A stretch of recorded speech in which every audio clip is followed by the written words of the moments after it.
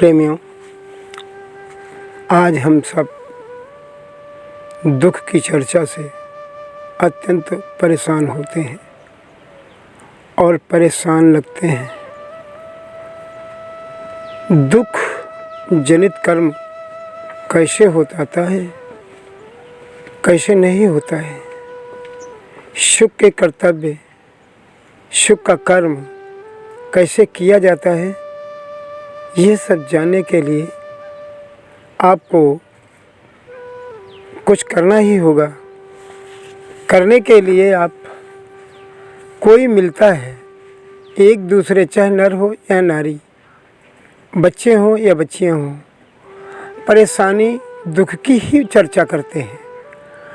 अमुक परेशानी है, अमुक परेशानी है, बच्चों को परेशानी है, माता पिता मिलते हैं तो बच्चों को परेशानी है, हमारी लड़की को परेशानी है, और यहाँ तक एक दूसरे को ऐसी चर्चा करते हैं, ऐसी बात कहते हैं कि एक दूसरे में रोष पैदा कर देते हैं, एक दूसरे में अहंकार पैदा कर देते हैं, एक दूसरे को ऐसी चर्चा करके वातावरण बना देते हैं कि मानो वे एक दूसरे से लड़ना सीख रहे हो, युद्ध करना चाह रहे हो।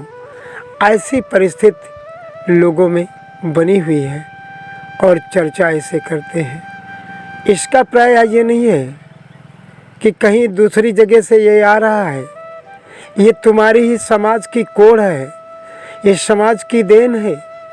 इस समाज में, आपके जीवन में समाज का जो नैतिक जिम्मेदारी है, जो शिक्षा है, वो गलत है।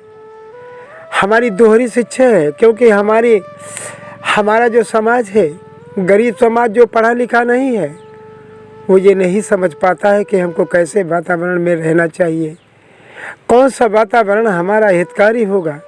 इसीलिए माता पिता को दुख ज़्यादा होता है। और लोग कहते हैं कि लड़का माता पिता को कुछ समझता ही नहीं, लेकिन ऐसा नहीं है।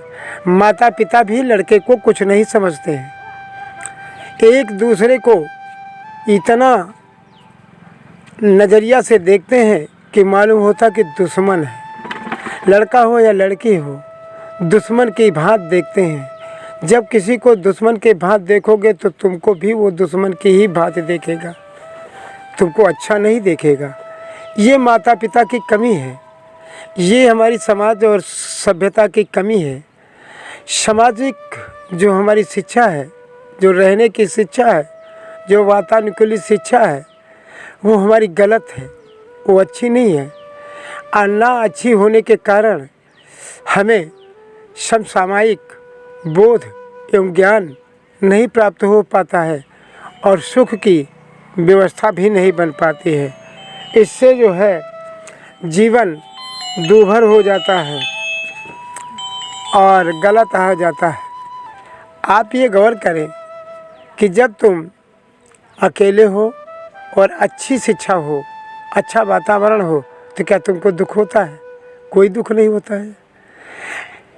इसलिए अच्छे वातावरण के लिए हमको गैर जिम्मेदाराना बात नहीं करना चाहिए, उसमें समसामयिक बात करना चाहिए, प्रेम की बात करना चाहिए, एक दूसरे के मिलन बात करना चाहिए, और जिसे हम वातानुकूलित कहते हैं वो बात करनी चाहिए।